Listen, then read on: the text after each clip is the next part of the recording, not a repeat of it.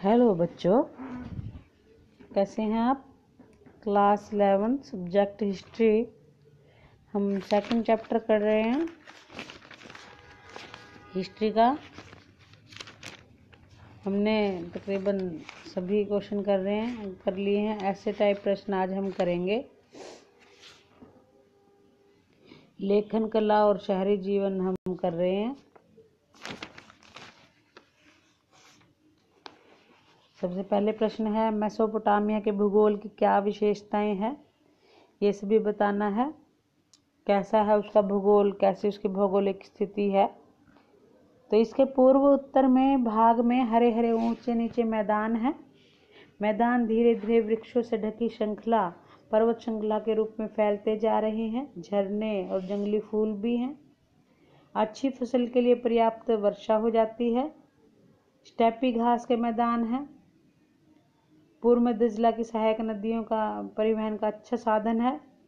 दक्षिण भाग में रेगिस्तान भी है। दजला नदियाँ बहती है। फ्रात नदी रेगिस्तान में प्रवेश करके कई धाराओं में बट जाती है। खेती के अतिरिक्त स्टेपी घास के मैदान, पूर्वोत्तर मैदान, पहाड़ों की ढालों पर भेड़ बकरियां पाली जाती हैं। फिर है, किन पुरानी कहानियों से हमें मेसोपोटामिया सभ्यता की झलक मिलती है। सामाजिक जीवन है। मेसोपोटामिया का समाज 3 वर्गों में बटा हुआ था। पहले 2 वर्गों में उच्च लोग शामिल थे। ये लोग अच्छे मकानों में रहते थे, अच्छे वस्त्र पहनते थे, इनको विशेष अधिकार मिले हुए थे। तीसरे वर्ग के लोग जो दास थे, वे झोपड़ियों में रहते थे। तो मेसोपोटामिया के समाज में स्त्रियों का निम्न स्थान ही था, इनको इतनी वैल्यू नहीं दी जाती थी। आर्थिक जीवन, मेसोपोटामिया के लोगों का आर्थिक जीवन भी काफ़ी उन्नत था। लोग कृषि करते थे। कृषि भी बहुत अच्छी होती थी यहाँ पर, क्योंकि सिंचाई के लिए उन्होंने बांध वगैरह बनाए हुए थे। धातुओं से भी वो परिचित थे। शिल्पी भी थे। कपड़ा बुनना, भवन निर्माण, आभूषण, अनेक चीज़ें उन्हें बनानी आती थी। और यहाँ तक कि वे पड़ोसी देशों से व्यापार भी करते थे। धार्मिक जीवन, वो अनेक देवी देवताओं की पूजा करते थे। प्रत्येक नगर का अपना संरक्षक देवता होता था। लोग उनकी मूर्तियां बनाकर उन्हें मंदिरों में भी स्थापित करते थे। सुमेरी लोग अपने मंदिरों को जिगुरात कहते थे। शॉर्ट क्वेश्चन में भी आ सकता है कि सुमेरी लोग अपने मंदिरों को क्या कहते थे, जिगुरात। बहुत सारे देवी देवताओं की पूजा करते थे, जैसे सूर्य, चंद्रमा, आकाश, वायु। इनकी देवताओं की संख्या हजारों में थी। हजारों देवी देवताओं को ये मानते थे। मेसोपोटामिया के लोगों ने कला, शिल्प और ज्ञान में जो सफलताएं प्राप्त की, उनके विषय में बताइए। तो कला तथा शिल्प क्षेत्र में काफ़ी उन्नति हुई है। बहुत सुंदर मूर्तियाँ ये बनाते थे। मंदिरों को सुशोभित करते थे। सोने चांदी के बर्तन, आभूषण बनाने में भी निपुण थे, जैसा कि पिछले क्वेश्चन में भी आया है।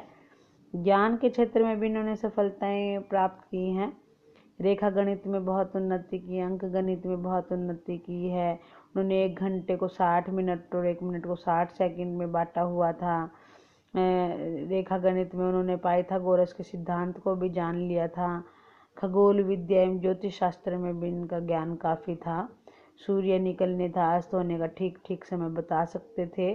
सूर्य ग्रहण तथा चंद्र ग्रहण का भी इनको ज्ञान था। दक्षिण मेसोपोटामिया के शहरीकरण की जानकारी देते हुए वहाँ के मंदिरों के निर्माण एवं उनके बढ़ते हुए महत्व पर भी प्रकाश डालिए। प्रश्न है 4th, ये शहर जो मंदिरों के चारों ओर विकसित हुए, वे शहर जो व्यापार में केंद्रों के लिए विकसित हुए, सभी शहरीकरण का यहाँ पर प्राचीन बस्तियों ने शहरीकरण का रूप ले लिया था। मंदिरों का निर्माण, उनका बढ़ता हुआ महत्व, जो मेसोपोटामिया के दक्षिण भाग में बाहर से आकर बसने वाले लोगों ने अपने गांवों में कुछ चुने हुए मंदिरों बनाने या पुनर्निर्माण का काम शुरू कर दिया था। मंदिरों का स्वरूप बहुत अच्छा था, आकार बढ़ते जा रहे थे। कुछ प्रारंभिक मंदिर साधारण घरों जैसे थे, परंतु मंदिरों की बाहरी दीवारें विशेष अंतरालों के बाद भीतर और बाहर की ओर मुड़ी हुई होती थी। साधारण घरों की दीवार में विशेषता पाई जाती थी। देवता पूजा का केंद्र बिंदु होता था। लोग देवी देवताओं को अन्न, दही, ये मछली सब अर्पित करते थे। मंदिरों में कार्य भी बढ़ने लगे थे। मंदिरों के जैसे अब उपज का उत्पादित वस्तुओं को बदले की प्रक्रिया मंदिरों में की जाने लगी। व्यापारियों को नियुक्त करने लगा। अन्न, हल जोतने वाले, ये सब जो है आवंटन और वितरण का लिखित अभिलेख यहाँ पर रहने लगा।